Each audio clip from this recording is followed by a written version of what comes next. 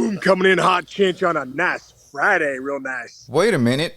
Are we at the scene of the crime right now? Is that where the cop... Are you at the hospital where the cop... Yeah, right here. There You're it back is. at McGee Hospital. Sarah has her lumpectomy today, getting that thing taken out real nice. She just went into surgery, so I got to be back up there soon to meet the doctors. But yeah, we're back at McGee Hospital, where McAfee was born, I think. Yeah, I remember you. Yeah, he said that, and that's very strange. Yeah, and funny there's coincidence. the flagpole where the cop tried to arrest me, being too loud. Wait, so you... Wait, do you have a... do you have like a selfie stick right now, or are you just holding this by arm? Dude, I'm holding my arm. It's so funny, dude. It reminds me, bro. When I did the Pat McAfee show right before we did our show, when I put it on the flagpole, the reason I put it on the flagpole is because I was on McAfee and I was on for like 20 minutes, and all of a sudden he asked me a question and I could feel myself like, If you're I was like, just I listening. think the actors are really good. Meanwhile, my shoulder was convulsing. I was like, I think I'm going to go in and see if there's any surgeons in there that can freaking do surgery on me. I've been holding this phone for so long. I just blew out my labrum and rotator cuff and teres minor. Oh, Teres Minor. Dude, did you ever... Were you into like the Real World Road Rules Challenge show on MTV? They used to take the Real World cast. Oh, yeah. I was into that a little bit, yep. Dude, first of all, I loved it. I was obsessed with it back in the day because I used to watch all the Real Worlds and the Road Rules and whatever. Oh, yeah. Dude, I'll never forget. It's funny you say that because The Miz, the wrestler... What is, I don't know. Dude, The Miz was on it. Dude, The Miz was, first of all, yeah, he was on a Road Rules, and then, dude, he was the greatest. There were like 4 or 5 dudes who were serious athletes, and so when they would do those challenges, the guys would do things. It's so funny, this popped into my head just now. They did a thing, it was a challenge, where everybody had to hold 2 buckets straight with their arms up, and there was like a little like pole, so if like their arms hit this pole when it fell down, they were out. Right. And like The Miz and 3 other dudes were standing there, and so they had these buckets filled with like, an inch of water, and then it was 2 inch. They put another inch of water, then another one, and they had to hold their arms up straight, and it wound up being like like 50 pounds in each arm, and they just had to stand there for like 20 minutes. And The Miz won it. And I'm like, dude, this guy is such an athlete. And then like 3 years later, he wound up becoming, what was he? He was a WWE champ. WWE wrestler, The Miz. And dude, what was so funny was he called himself The Miz on that show. Yeah. And this is before he was a wrestler. He's like, I'm The Miz. And he was like, that's my wrestling alter ego, whatever. It's so funny. And he made it. Dude, I had a buddy, John Delord, Filipino dude, one of the best athletes I've ever met in college. He almost became a professional wrestler. And like I said, he's Filipino. And his name was Johnny Rangoon. I thought that was the greatest wrestling name. That's great. Wait, did he make it? I think he kind of gave up. He's making like a gazillion dollars. He went to Columbia University and like some sort of like finance degree. He's making like a gazillion dollars in Texas right now. I think he's better off than if he started juicing and doing wrestling. I have a matter of fact. I have a buddy of mine who's like Rob. The guy's named Rob Mazie. I just was talking to him a little bit ago. He was the grave digger back in the day, dude. He used to travel with Mick Foley. He made it like on some lower cards and like I think Really? WCW and even WWE, but he never really made it. But like, dude, he said that wrestling lifestyle was just incredible. Oh, it's crazy. If you ever watch that documentary, the documentary is unbelievable with what's the guy that used to put who's the guy that used to have on MLB Network all the time that had the bat and really good Mick guy. Foley. Yeah, Mick Foley. That documentary. Mankind. He was Mankind. That documentary was like the most terrifying thing ever. Because when they would go to those minor league events kind of things, and like Jake the Snake's trying to hang on, and there's like 25 people in a gym.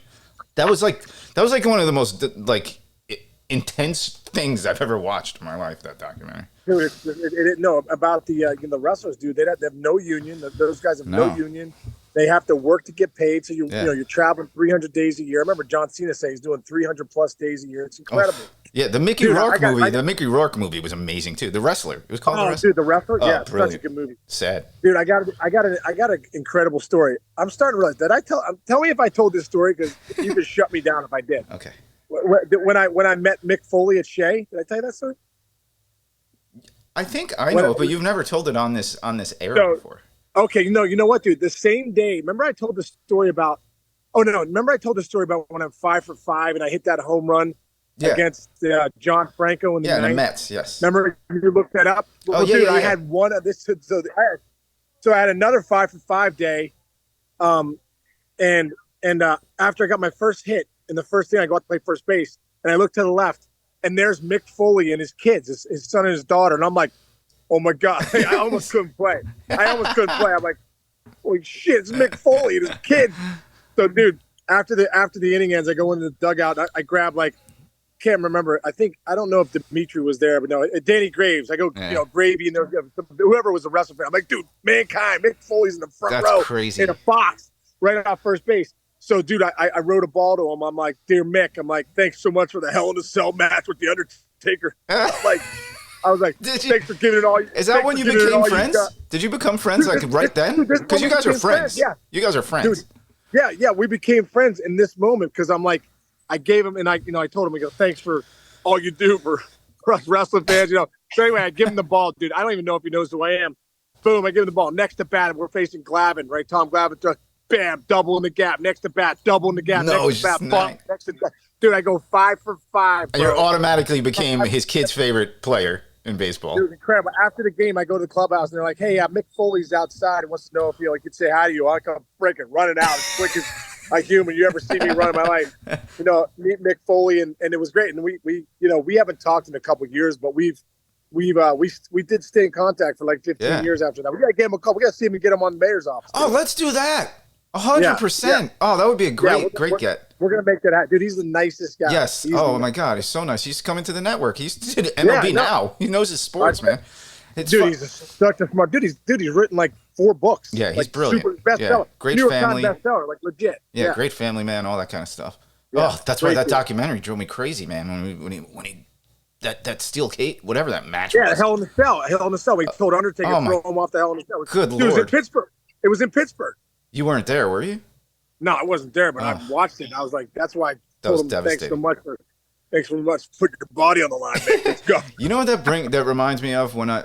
Remember when you were a kid and you were playing in Little League, and even when you got to high school, and you would look and see like your uncle showed up, or like a family member was at your game that like never saw you play that much, and like how excited you were. Even like there's nobody on the field. There's like 12 parents there, but then like my aunt and uncle were up from Florida one year, and they were like, oh, they were gonna come to one of my games, and I was like, it was like the most exciting thing for me. I'm like, you get like a little nervous about who you're playing in front of. Oh, dude, no, it's the best. I used to love when random people.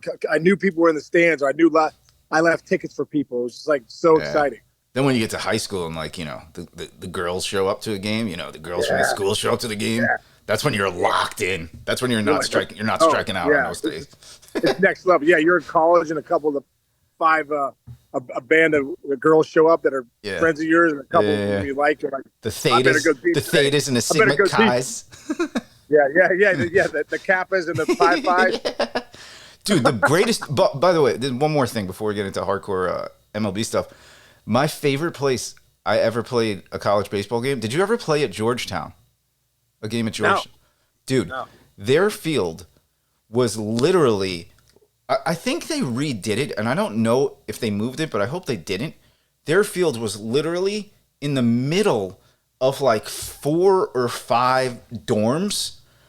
So when you played them, when they had a game, like half of the campus had their windows open.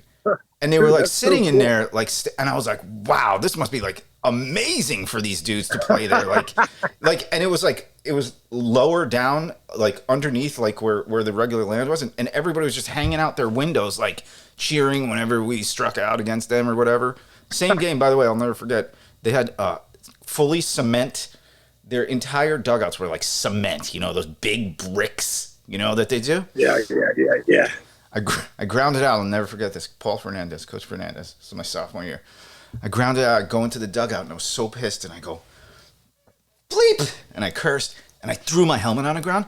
Dude, this thing bounced like a freaking Super Ball. And I'm talking bounce, boom, boom, boom, boom, all over the concrete walls. Bam! Hit my head coach, Paul Fernandez, right in the forehead. And he just turned and looked at me, and I was like, I'm sorry, Coach. I'm sorry, Coach. He's like, that's why you don't do that shit around here. Oh, man. Started going nuts. I never threw anything in a dugout ever again. I that was like the end of my like road rage type stuff. Oh my god, it was the most embarrassing thing ever. This thing bounced like 15 times. Anyway, dude, when you rip a helmet, you don't know where that thing's going. Like a football. Dude, yeah. I did that one time in San Diego. I was pissed off and come in, bam, I drop a couple F-bombs. I slam the helmet. It starts ricocheting everywhere. Boom, it hits Bob Boone right in the chest. Boom. Dude, Boone, he freaking drop kicks and kicks it onto the field. Yeah. I'm like, holy shit. I'm like, this guy's a great soccer player, too. Next thing you know, like, I'm out there getting it, you know. Like, I'm like, my bad, Boone, my bad. The best video of something like that ever isn't the guy actually doing it, but remember, who was the dude, the pitcher, the crazy pitcher for the Cubs, Latin guy? He used to fight all the time. No, this is Pascal Perez? No. Back when you guys played. Anyway. Zambrano. He took, I don't know if it was a bat or his fist. Oh, yeah, bat. Yeah, bat. And he's just destroying the dugout, and Ryan Dempster is just sitting there, not looking. You ever see that video? Dempster's just sitting there, like, he won't make eye contact, and he's sitting literally 3 feet away from Zambrano destroying the dugout like this. Oh, my God. You just blacked out, dude. Sorry, I'm getting a call. Whoa, hang on, I'm here. I'm still here. You're here, okay. You got a dash. I'm not seeing your face. There he is. Hang on. Do you see me? I see you now. How's your shoulder? You do? Yeah, I see you. Oh, here it is. Oh, I'm back. Here you go. You're straight, though. You got a sideways. My son called me, and boom, next thing you know. Yeah. All right, well, let's get into this, because you got to get back and I got to get back. Celebrate with Sarah after this. Okay, we're going MLB.com, hooked it up with the 10 biggest surprises so far this season. So we're going to rip through a couple of these, like we've been ripping through some stuff recently. Number one, are the Rays the biggest surprise? Actually, I don't know if they're a super surprise. Maybe that they are that good. I think it's a super surprise that they're this good. Okay. But I guess the thing is, this is why baseball is the greatest game in the world. There's 162 games, so it's a marathon, not a sprint. You can sprint anywhere you want. You can sprint for a month or two, but like it's a 6-month season. And I think one of the things you look at the Rays now, they're clicking on all cylinders, dude. Their rotation's been dominant. Their bullpen's been dominant. They're hitting for average. They're hitting for power. Usually with the Rays, you're not seeing a ton of power. Dude, Josh Lowe. Yeah. Did you watch dude, last night against the Yankees? I mean, launched the ball. Guy's an absolute stud, hitting over 300 with some bombs, some ribbies. They got some Fraley. Fraley's got some pop. Yonder Diaz. They got some big Brandon Lau. I mean, dude, they got some big bats in that lineup that really no one knows about. Yeah. But I think one of the biggest things for the Rays, they've always pitched it well. That's why they're good. But their offense is different, man. Wander Franco's a true superstar. They're legit, dude. Like, this is a team where you're like, oh, are they really that good? They might be. Yeah. They actually might be this good. Okay, so what is a bigger surprise? Them being this good, or the team they played last night who was kicking the ball all over the field, the New York Yankees being this bad? Yeah, I don't know if the Yankees, I think, hey, listen, dude, Carlos Rodon was their big offseason acquisition besides bringing back Judge. He's been hurt the whole year. You know what I mean? So, like, I think they're doing pretty good for the fact that, what are they, 21-18? The fact that they haven't had their one of their ace pitchers that they signed. They're still a couple games above 500. And you know the Yankees, man, that they always end up making a run. So, if you're struggling right now and you're still over 500 and you know you're about to make a run at some point, I don't buy that the Yankees are having a bad year. I think they're just a little above average right now. Gotcha. Okay, so now World Series hangover type thing. Phillies and the Astros. Let's pose the question this way: Who are you more concerned about right now? I think I know the answer. I mean, listen. I think the one thing with the Phillies is they weren't that dominant last year. Yeah, they were a wild card team. Right time, and then got in with the wild card, and then next thing you know, got like, Wait, hold on, you broke up. And I think the biggest thing with the Phillies has been their starting pitching. Did I break up? Okay, no, you're good now. You're good now. Yeah. I think the biggest thing with the Phillies, Chinch, is that their rotation hasn't been good. Wheeler's not been great. Nola's not been great. I think that's been a big part of why they haven't really taken off yet. Harper's back in the lineup, which is great for everybody. I think that Schwarber's just been okay. He's hitting what, a buck 85. Mm-hmm. I think he's better than that too. And I think that team's going to make a run at some point. So no doubt about it. The Astros concern me a little bit because Garcia goes down. We're going to have Tommy John surgery. Altuve's been out most of the year. I think when Altuve comes back, that team's going to be a different team. I like that. All right, let's do one more, and I'm going to kind of go off the cuff a little because they're saying the Pirates being in first place. Let me pool them together with wait, what's the standings right now? Are the Orioles still hanging tight here? What do we got here? Oh yeah, dude, the Orioles are good, man. They're really good. What's a bigger surprise, the Pirates or the Orioles? I think the Pirates. I think they're coming back down to earth. What were they? 20-10. Now they're 21-18 or something like that. So another month to be interested to see who they really are.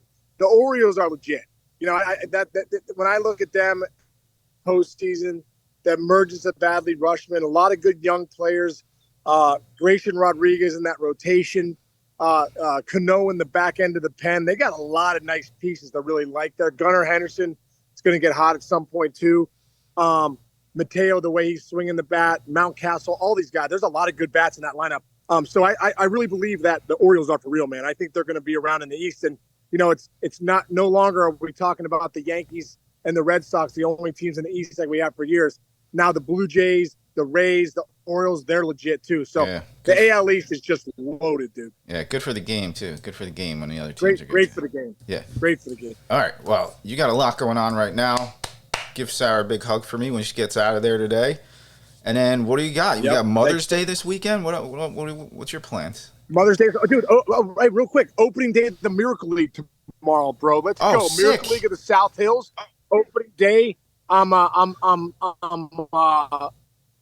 the announcer for games 1 and 2, baby. 9 and 10 o'clock tomorrow morning. If you're in the Pittsburgh area, come out and join us in the Miracle League of the South Hills. If you want some joy and some gratitude and some fun in your life, come join us. It's gonna be incredible. So I'm fired up for that too. It's really fired up, dude. Yeah. All right. Cool. I've got my godson Luke. He's got his what's it called? Holy Communion tomorrow. That's a big one. Excited for him. Gonna head over there. I got him a really cool present. I can't wait to give it. Holy Communion. I think one afterwards. Say that again.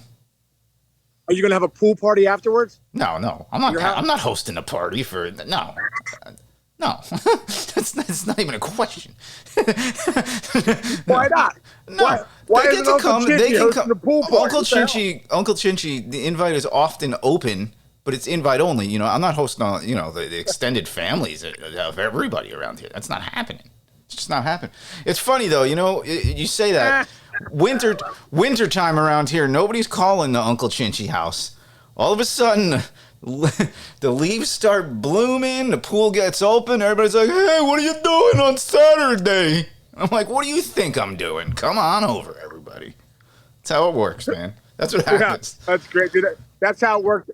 That's how it works when I used to live in Florida, dude. No one would call us ever, and all of a sudden moved to Florida like, hey, what are you doing? Any chance we come down for like a week? I'm like, and I said yes all the time back then. Now I'd be like, no, you can't. No. Now you say no. You gotta no. We actually schedule out. We actually schedule out like timings of people and give them the opportunities. I shouldn't give these trade secrets away because I know people are listening. Anyway, all right, man. Good. Enjoy your weekend. Enjoy mine. We're gonna have a good time. Yeah. All right, man. Love you, brother. Everyone out there listening, have a incredible weekend. We'll see you guys Monday. All right. Oh, and also, too, dude, really quick, just to preview it, we got Will the Thrill Clark coming up on Tuesday. Probably the most nervous I've ever been for an interview, man. My idol growing up. He's the reason I wanted to play Major League Baseball, college baseball, was Will the Thrill Clark. Got him locked in for Tuesday. Yeah. Let's get it. I think we got to bring back the 9 and 90 for him because he's a character. It's going to be fun. Oh, 100%. He's the best. The Thrill's the best. Excellent. All right, bro. All right, bro. Okay, man. Love you, buddy. Have a great weekend. You too. See everybody.